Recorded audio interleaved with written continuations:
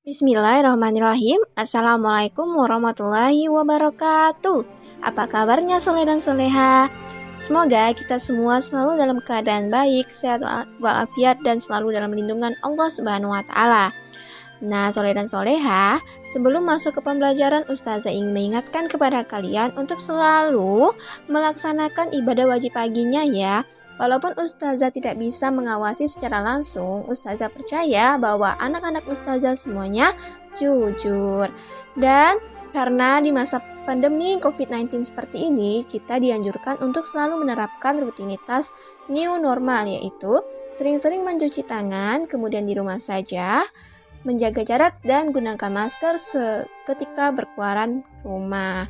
Nah, pada hari ini kita akan belajar tema 4, subtema 3, hidup bersih dan sehat di tempat bermain, pembelajaran 4. Sebelum memulai pembelajaran, marilah kita membacakan doa sebelum belajar.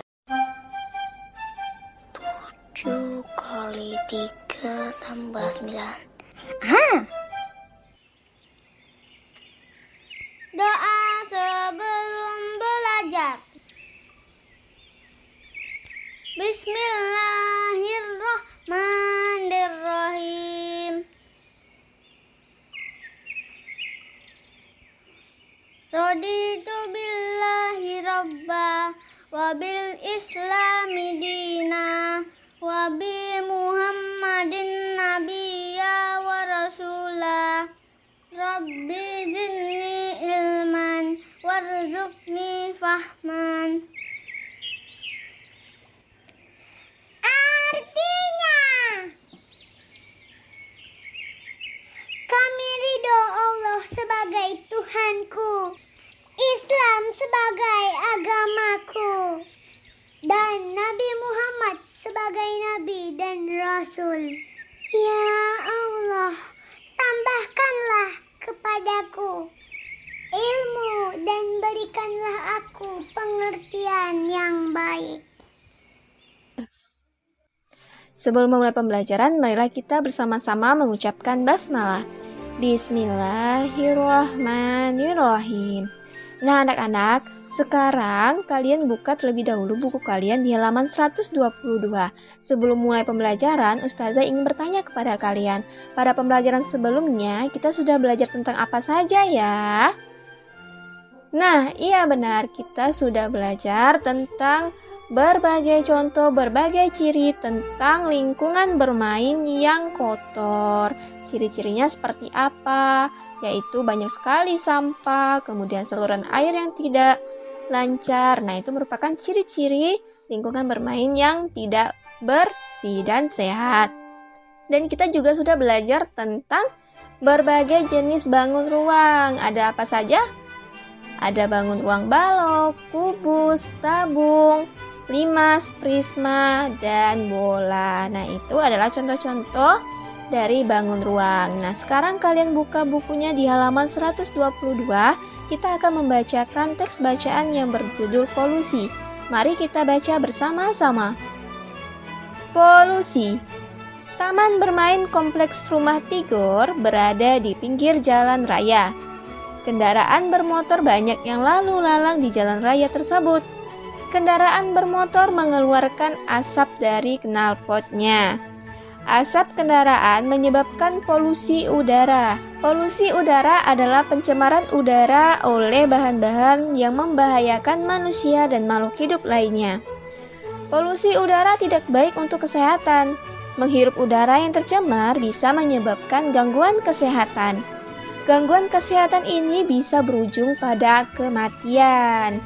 Selain polusi udara, kendaraan bermotor juga menjadi penyebab polusi suara. Polusi suara adalah gangguan suara yang keras hingga bisa menyebabkan penyakit pendengaran. Penyebab lain polusi suara adalah suara kereta, toa yang berkualitas rendah, dan sebagainya. Bunyi suara yang terlalu keras sangat berbahaya. Ia bisa menyebabkan menurunnya kemampuan pendengaran, bahkan bisa menyebabkan kerusakan indera pendengaran. Nah, itu adalah teks bacaan tentang polusi. Jika kalian membacanya secara seksama dan mengamati teksnya dengan teliti, kalian pasti tahu apa itu polusi suara. Terus, apa saja ya jenis-jenis polusi selain polusi suara? Nah, silakan kalian baca ya di teks tersebut karena sudah jelas sekali jawabannya. Nah, sekarang Ustazah ingin bertanya kepada kalian. Yang pertama, apa yang dikeluarkan dari knalpot kendaraan bermotor? Ya, jawabannya adalah kendaraan bermotor mengeluarkan asap dari knalpotnya. Nih, kalau misalnya motor yang tidak dirawat, yang tidak diservis, nantinya akan mengeluarkan asap yang warnanya hitam. Nah, itu mengganggu udara kita ya anak-anak. Nah, pertanyaan yang kedua, kenapa polusi udara tidak baik untuk kesehatan? Ya, tentu saja tidak baik untuk kesehatan karena udara yang sudah tercemar ini akan mengganggu sistem pernafasan kita. Makanya, ketika kita menghirup udara yang tidak bersih, itu akan mengakibatkan paru-paru kita yang memompa atau tempat pertukaran udara ini akan menampung debu-debu dari polusi udara tersebut. Akhirnya akan mengganggu kesehatan kita. Makanya polusi udara itu tidak baik untuk kesehatannya anak-anak. Apalagi sekarang di saat masa COVID. Jadi kita harus selalu menggunakan masker nih. Jadi maskernya ini selain untuk menghindari kita dari virus COVID dan juga bisa menghindari kita dari pencemaran udara. Kemudian yang ketiga, apa yang terjadi bila suara bising dari kendaraan bermotor kita dengar setiap hari? Apa ya yang terjadi? Nah, yang terjadi adalah adanya polusi suara. Polusi suara ini akan mengganggu pendengaran kita. Yang keempat, apa pendapatmu tentang polusi udara dan suara? Nah, itu menurut pendapat kalian ya. Yang kelima, bagaimana caramu untuk mencegah polusi udara bila kamu berada di jalan raya? Nah, anak-anak soleh dan solehah, bagaimana ya cara kita untuk mencegah polusi udara bila kita berada di jalan raya? Ya caranya adalah dengan menggunakan kendaraan yang hemat atau yang tidak mengeluarkan polusi. Jadi gunakan kendaraan yang memang benar-benar baik. Apa sih ciri-ciri kendaraan yang baik? Adalah kendaraan yang enak dipakai dan tidak mengganggu pengendara lainnya. Nah, anak-anak, sekarang kita akan membuat kreasi dari tanah liat nih anak-anak di halaman 124. Jika kalian tidak mempunyai tanah liat, kalian bisa menggunakan plastisin ya. Membuat kreasi alat dan bahan yang dibutuhkan adalah tanah liat atau plastisin, triplek untuk alas, triplek bekas aja boleh, terserah apa saja yang ada di rumah. Nah, langkah-langkahnya adalah siapkan tanah liat atau plastisin. Yang kedua, tekanlah tanah liat dengan menggunakan tangan kiri dan kanan untuk membentuk badan mobil seperti balok. Yang ketiga, bentuklah bagian depan mobil lebih rendah dari bagian belakangnya. Berikutnya, buatlah lubang untuk tempat roda di bawah badan mobil. Yang kelima, untuk roda mobil, pakailah tanah liat lain. Berikutnya, untuk lampu gunakanlah tanah liat lain, pipihkanlah kemudian buat lingkaran sebanyak 2 buah. Yang ketujuh, tempelkan lampu depan mobil, dan yang terakhir, hasil kerajinan siap untuk dipajang. Nah, ini adalah cara membuat kreasi dengan tanah liat itu untuk membentuk mobil. Nah, anak-anak, berikut adalah contoh dari membuat kreasi dari tanah liat. Kalian bisa kreasikan sesuai hati kalian, mau buat apa saja terserah, tidak harus mobil ya anak-anak. Nah, tonton video berikut ini.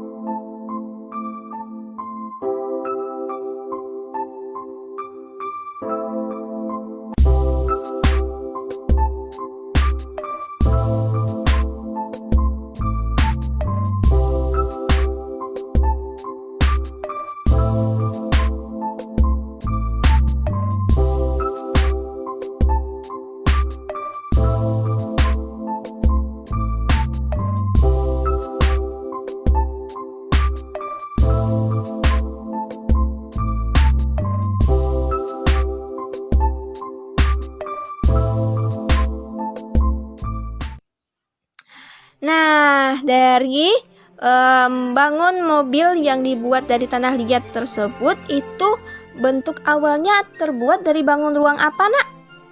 Iya, benar, itu adalah awal bentuknya adalah bangun ruang balok. Nah, anak-anak, selain itu kita juga terdapat banyak sekali benda-benda yang berbentuk bangun ruang nih. Nih contohnya tenda. Tenda ini berbentuk prisma segitiga. Kenapa Ustazah bilang ini prisma segitiga? Karena yang tempat keluar masuk kita ke tenda itu berbentuk segitiga. Nah, tenda ini berbentuk prisma segitiga yang memiliki rusuk, titik sudut, dan sisi yang telah ditunjukkan oleh tanda panah. Kemudian, ini gambar berikutnya adalah gambar piramida. Ayo, siapa yang tahu apa itu piramida? Piramida itu terletaknya biasanya ada di mana ya? Iya, piramida biasanya banyak sekali terdapat di Mesir.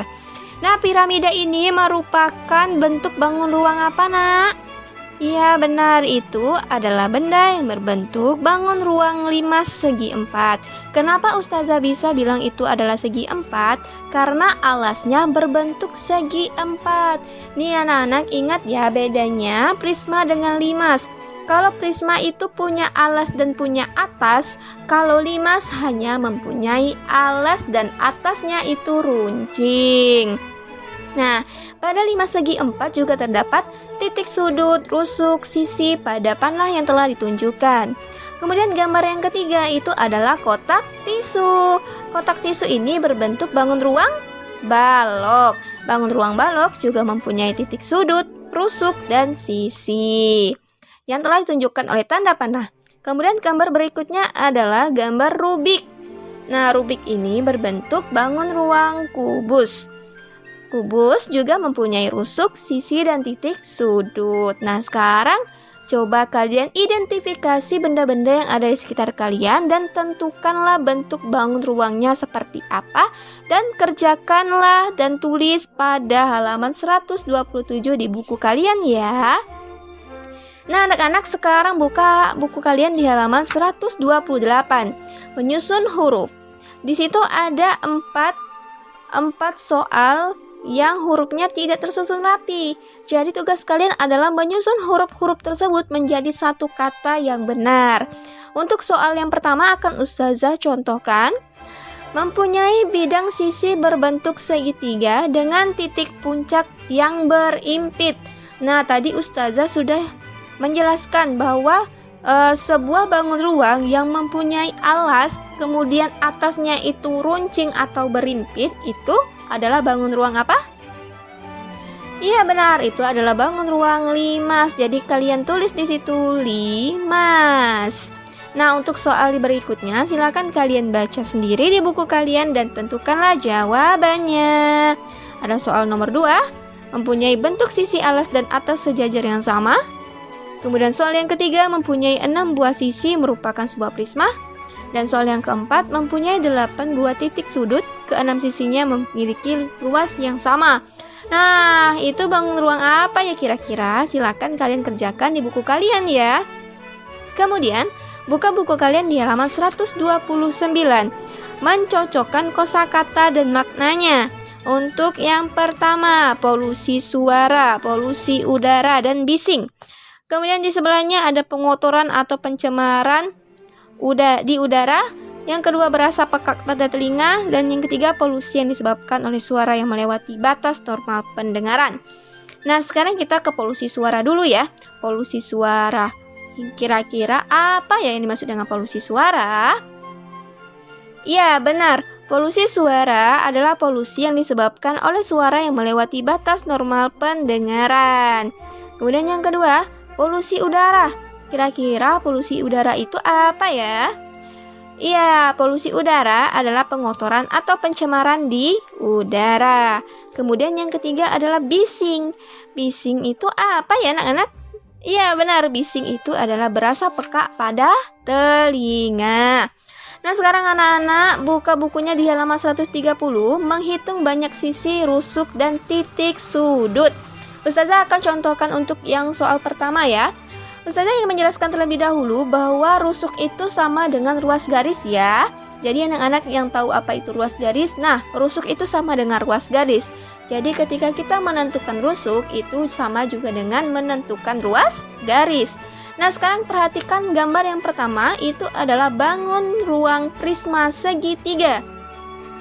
Berapa ya jumlah rusuk pada bangun ruang prisma segitiga tersebut? Kita hitung bersama-sama. Kita hitung yang bawah terlebih dahulu. 1, 2, 3. Kemudian yang tegak 4, 5, 6. Kemudian bagian yang atasnya 7, 8, 9. Jadi bangun ruang prisma segitiga mempunyai rusuk sebanyak 9. Kemudian kita hitung sisinya. Sisi itu seperti bidang ya, bidangnya. Nah, di situ ada bidang alas 1 dan atas. Jadi 2. Kemudian bidang yang tegak itu ada 3 sisi. Jadi 3 ditambah 2 adalah 5. Jadi jumlah sisi pada bangun ruang prisma segitiga adalah 5. Kemudian tentukan banyak titik sudutnya.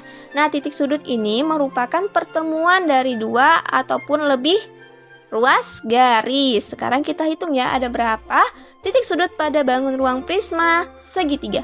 1, 2, 3, 4, 5, dan 6. Jadi jumlah titik sudut pada bangun prisma segitiga adalah 6.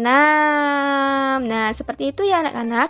Silakan kalian kerjakan soal nomor 2-8 di buku kalian di halaman 130 untuk sebagai belajar mandiri kalian ya. Nah, jika telah selesai, sekarang buka buku kalian di halaman 132 nih anak-anak.